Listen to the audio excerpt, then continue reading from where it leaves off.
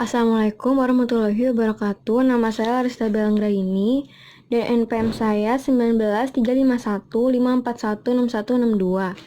Dengan ini, pertama-tama saya ingin membahas tentang pengertian uji chi-square, lalu kegunaan uji chi-square, dan ketiga atau terakhir, karakteristik uji chi-square.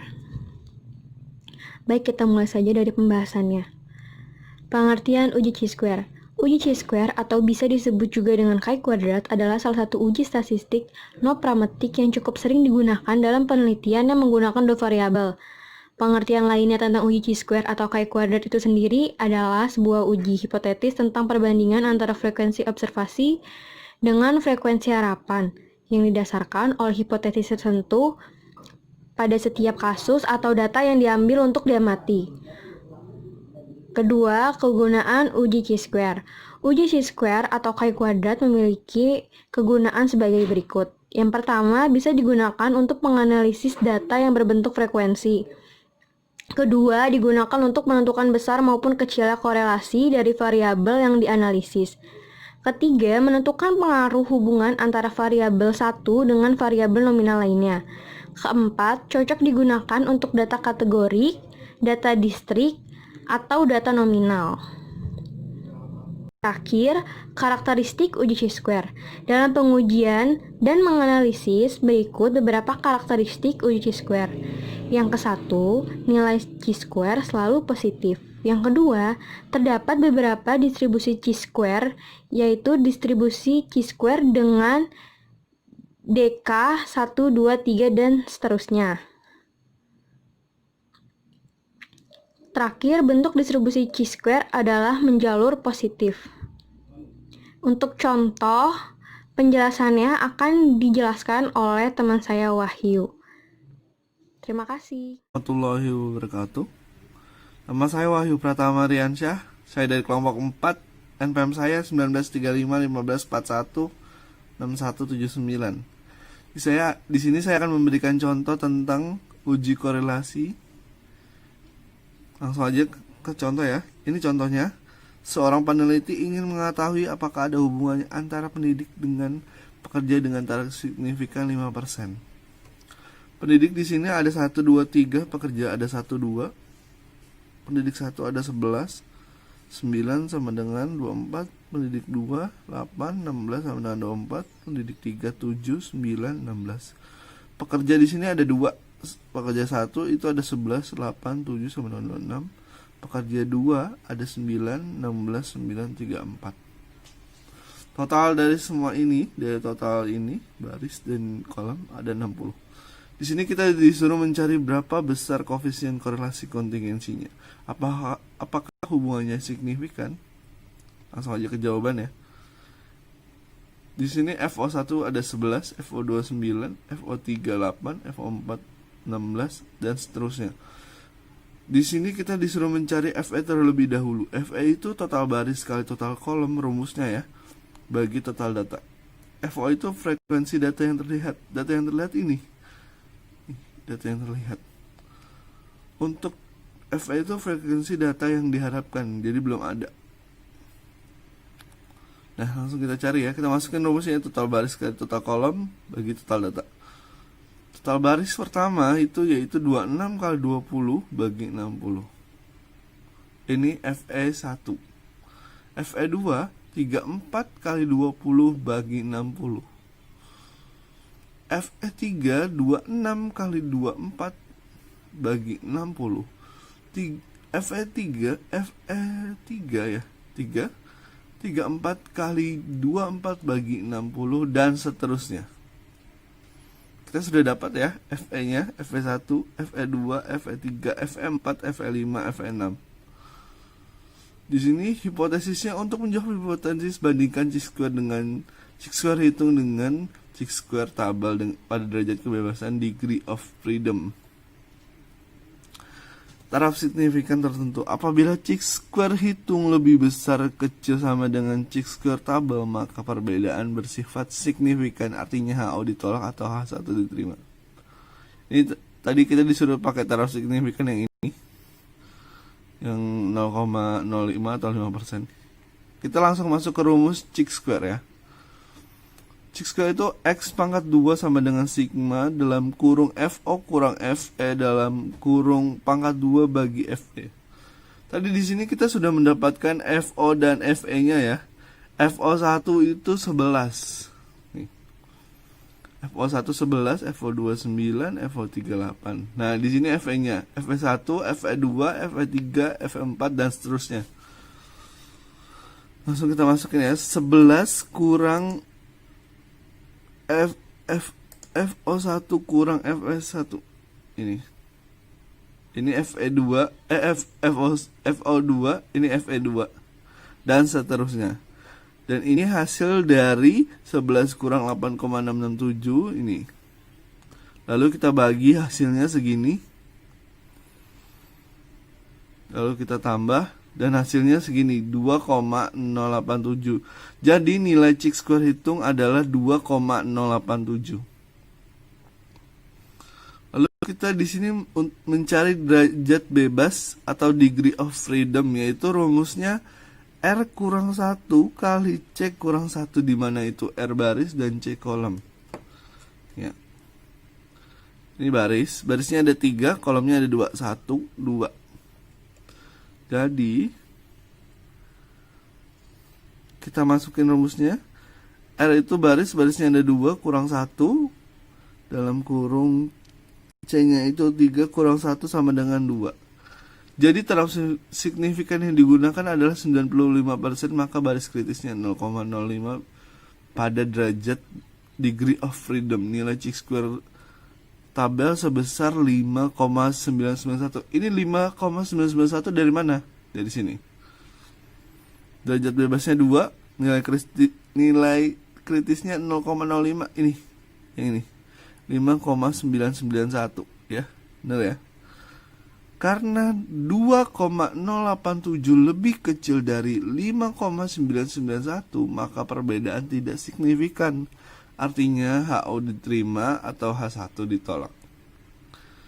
Terima kasih. Assalamualaikum warahmatullahi wabarakatuh. Nama saya Deriska Meliana. Nomor NPM saya 193515416185.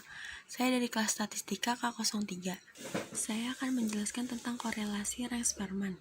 Korelasi Range-Spearman ialah uji statistik yang digunakan untuk menguji hubungan di antara dua variabel, yaitu variabel X dan variabel Y dengan berskala ordinal. Korelasi Range-Spearman biasanya dibaca sebagai RS atau RHO. Dan untuk menguji atau mengetahui hubungan korelasi Range-Spearman antara variabel dengan menggunakan rumus, yaitu rumus Range-Spearman, yaitu RS sama dengan 1 dikurang 6 sigma D kuadrat per N buka kurung N kuadrat dikurang 1 tutup kurung. Keterangannya, RS sama dengan koefisien korelasi rank, D selisih rank antara X dan Y, dan N sebagai banyaknya pasangan rank. Berikut penjelasan saya akan dilanjutkan oleh teman saya bernama Fitri. Terima kasih. Nama saya Fitri Winarti, NPM 193515416186. Saya dari kelompok 4 ingin menjelaskan tentang fungsi dan contoh soal dari korelasi Range-Spearman. Fungsinya korelasi Range-Spearman yaitu untuk mengetahui apakah ada hubungan antara variabel X dan variabel Y, untuk mengukur tingkat kekuatan hubungan antara dua variabel tersebut, dan juga untuk mengetahui apakah hubungan tersebut signifikan atau tidak. Berikut adalah contoh soal uji Range-Spearman dengan 9 orang responden untuk mengisi pertanyaan tentang motivasi dan prestasi dengan taraf signifikansi 5%. Kategori tingkat motivasi tinggi 3, sedang 2, dan rendah 1, dan kategori tingkat prestasi bagus 3, biasa 2, dan buruk 1. X sama dengan motivasi dan Y sama dengan prestasi. Pertanyaan di sini untuk membuktikan apakah ada hubungan erat antara tingkat motivasi dengan prestasi. Berikut adalah tabel yang sudah saya buat. Ini dan total skor yang sudah dijumlahkan dari ini, total skor semua ke bawah, dan dan sama juga dengan Y. Sudah di total. Untuk mengisi X dan Y ini total yang tadi. Total tadi. Untuk mengisi RBX ini adalah urutannya. Seperti 21 ini urutan ke-1 dan 20 urutan kedua, 20 keduanya urutan ketiga. Sama juga dengan RBY-nya. Dan untuk mengisi RX-nya, contoh 18 ini ada 2. Ini urutan ke-7 dan ke-8. 7 ditambah 8, 15. Dibagi 2. Jadi 7,5, 7,5. Sama juga dengan RX di sini, sama untuk menghitungnya.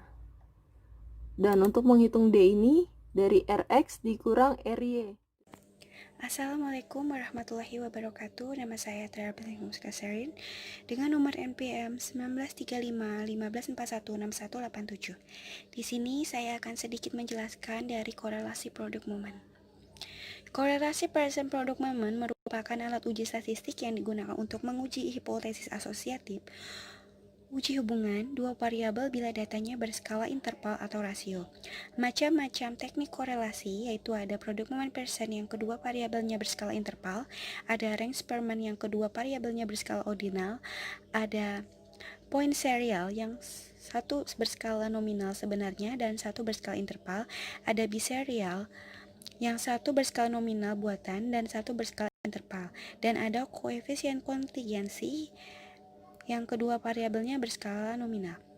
Kegunaan korelasi produk moment percent yaitu untuk menyatakan ada atau tidaknya hubungan antara variabel X dengan variabel Y, dan untuk menyatakan besarnya sumbangan variabel dan satu terhadap yang lain dan yang dinyatakan dalam persen. Adapun asumsinya yaitu data berdistribusi normal, variabel yang dihubungkan mempunyai data linear, variabel yang dihubungkan mempunyai data yang dipilih secara acak, variabel yang dihubungkan mempunyai pasangan yang sama dari subjek yang sama pula, variabel yang dihubungkan mempunyai data interval atau rasio. Nilai R terbesar adalah plus 1 dan R terkecil adalah min 1. Jika R sama dengan plus 1 yaitu maka menunjukkan hubungan positif sempurna. Sedangkan jika R sama dengan min 1 yaitu menunjukkan hubungan negatif sempurna. R tidak mempunyai satuan atau dimensi. Tanda plus atau min hanya menunjukkan arah hubungan interpretasi nilai R adalah sebagai ikut. Nah, di sini ada contoh dari nilai interpretasi nilai R. Ini contohnya. Adapun langkah-langkah dalam menghitung koefisien korelasi Purcell.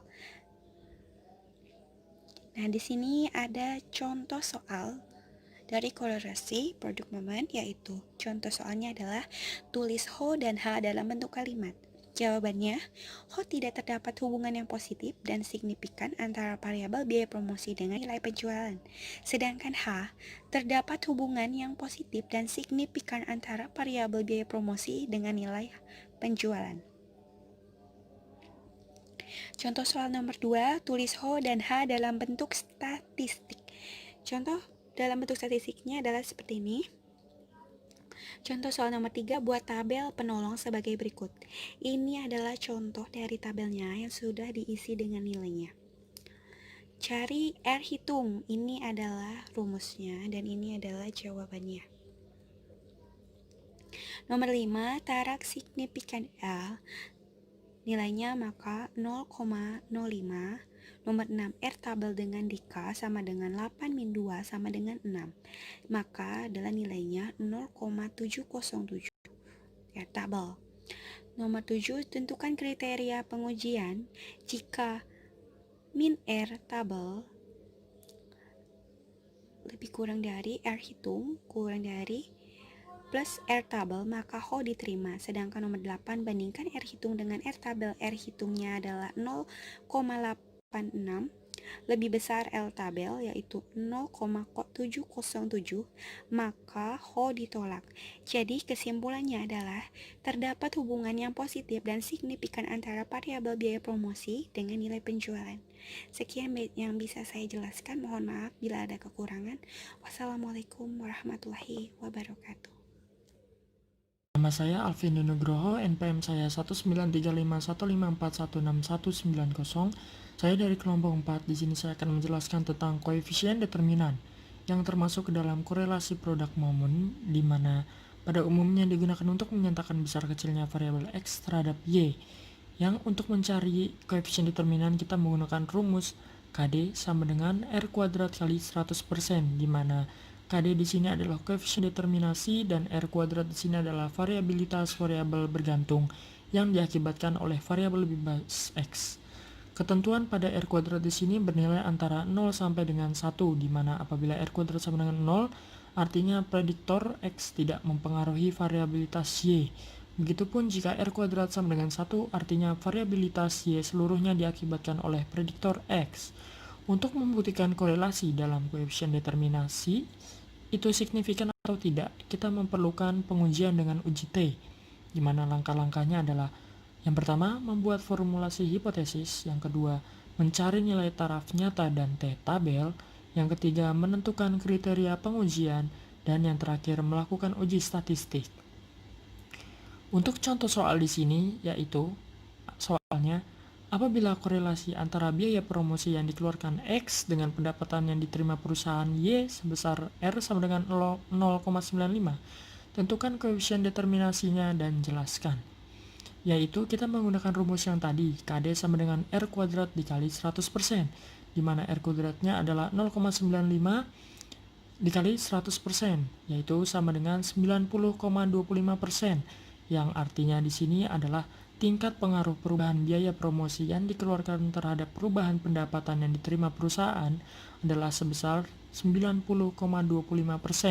Sisanya sebesar 9,75% dipengaruhi oleh faktor lain.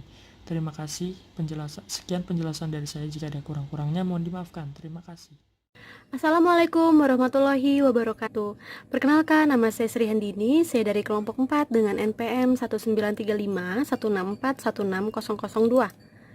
Di sini saya akan membahas tentang analisis regresi. Yang pertama ada definisi regresi. Mungkin saya akan menjelaskan singkat saja. Regresi ialah alat kajian terhadap ketergantungan satu variabel, yaitu variabel tergantung terhadap satu atau lebih variabel lainnya, atau yang disebut dengan variabel-variabel eksplanatori. Lalu yang kedua ada analisis regresi dan korelasi. Analisis regresi digunakan untuk mempelajari dan mengukur hubungan statistik yang terjadi antara dua variabel atau lebih variabel. Variabel tersebut adalah variabel X yang disebut dengan variabel independen dan variabel Y yang disebut dengan variabel dependen. Pada case di sini saya ingin memaparkan tentang perhitungan satu variabel agar secara mudah dapat dipahami mengenai uji regresi linear sederhana. Di sini saya akan langsung masuk ke contoh perhitungannya. Di sini ada 6 tabel. Yang pertama, tabel pertama ini ada tahun. Yang kedua ini X rata-rata gaji. Yang ketiga ini Y tingkat konsumsi. Yang keempat XY, yang X kuadrat ya, sorry di sini. Lalu yang kelima X kuadrat 2. Yang keenam Y. Di sini saya akan langsung masuk ke contoh perhitungannya. Di sini terdapat 6 tabel. Pada tabel pertama menunjukkan tahun 2009. Lalu pada tahun 2009, kenaikan gaji sebesar 2 juta rupiah dan tingkat konsumsinya sebesar 5. Lalu pada tahun 2011, tingkat kenaikan gajinya menaik menjadi 4 juta rupiah dan tingkat konsumsinya juga sebesar 6. Begitupun seterusnya sampai di sini. Jadi yang X ini merupakan variabel dependen. Lalu yang Y ini merupakan variabel independen. Nah, kita akan mengukur tingkat Y dan tingkat X. Nah, sebelum masuk ke perhitungan, kita lengkapi dulu tabel perhitungannya di sini nih. XY, X kuadrat, dan Y kuadrat. XY kita dapatkan dari nilai rata-rata gaji dikali tingkat konsumsi adalah sama dengan 10. Ya, jadi seperti itu. Lalu XY nilai rata-rata gaji sebesar 4 dikali 6 sama dengan 24. Begitupun seterusnya. Lalu yang X kuadrat kita ambil dari nilai X. Nilai X kita kuadratkan. 2 kita kuadratkan 2 sama dengan 4. 4 kita kuadratkan sama dengan 16. Begitupun seterusnya. Lalu yang Y kuadrat kita ambil dari kolom Y. 5 dikali 5 sama dengan 25. 6 dikali 6 sama dengan 36. Begitupun seterusnya ya. Seperti itu jadinya. Lalu setelah sudah terbentuk tabel seperti ini, kita jumlahkan. Sigma X sama dengan 26, sigma Y sama dengan 40, sigma XY sama dengan 232, sigma X kuadrat sama dengan 258, sigma Y kuadrat sama dengan 346. Nah, lalu setelah terbentuknya tabel ini, baru kita masuk ke perhitungannya. Nah, berdasarkan tabel tersebut di atas, kita langsung masuk saja ke rumusnya. B sama dengan N sigma XY dikurang sigma X dikali sigma Y. N sigma XY kita ambil dari mana? Yang N-nya ini kita ambil dari jumlah tahun 1, 2, 3, 4, 5. Dan untuk sigma XY ini kita ambil dari XY, kolom XY. XY 232. Dikurang sigma X ini kita ambil dari rata-rata gaji sebesar 26 dikali sigma Y. Sigma Y ini kita ambil dari tingkat konsumsi sebesar 40 dibagi N sigma X dikurang sigma X. Lalu jika kita masukkan angkanya seperti ini. B sama dengan 5 dikali 232. B sama dengan 5 nya ini yang seperti sebelumnya saya jelaskan dari tingkat angka ini. Lalu 232 ini kita ambil dari sini dikurang 26 dikali 40. 26 ini kita ambil dari sini, 40 kita ambil dari sini, dibagi 5 dikali 158. 5 ini kita ambil dari sini tadi ya, seperti itu, dikurang 26 kuadrat. Jadi hitungannya sigma X ini yang dikuadratkan ya, sama dengan, kita jumlahkan aja langsung, sama dengan 1160 dari nilai ini dikurang 1040 dari nilai ini sama dengan nilai ini dibagi nilai ini 120 ya per 114. Jadi jumlahnya 105263 dan ini saya bulatkan sebesar 1053. Lalu A sigma Y dikurang B sigma X. Sigma Y ini kita ambil dari yang tadi di tabel ini 40 dikurang B sigma X. B ini kita ambil dari jumlah yang ini. Lalu yang sigma X ini kita ambil dari sini 26 dibagi 5 karena di sini N kan, jadi kita bagi 5 sama dengan 8. 26 dibagi 5 sama dengan 8. Oh maaf, sorry, harusnya di sini 40 dibagi 5 sama dengan 8 karena di sini 5-nya belum tertulis ya, gitu. Jadi nilai ini dimasukkan dari nilai ini dan 26 dibagi 5 sama dengan 5,2. 5-nya ini kita ambil dari sini, lalu totalnya segini. Jadi untuk hasilnya seperti ini. Y sama dengan A ditambah BX, Y sama dengan 2530 ditambah 1053X gitu. Mungkin hanya itu saja yang dapat saya jelaskan.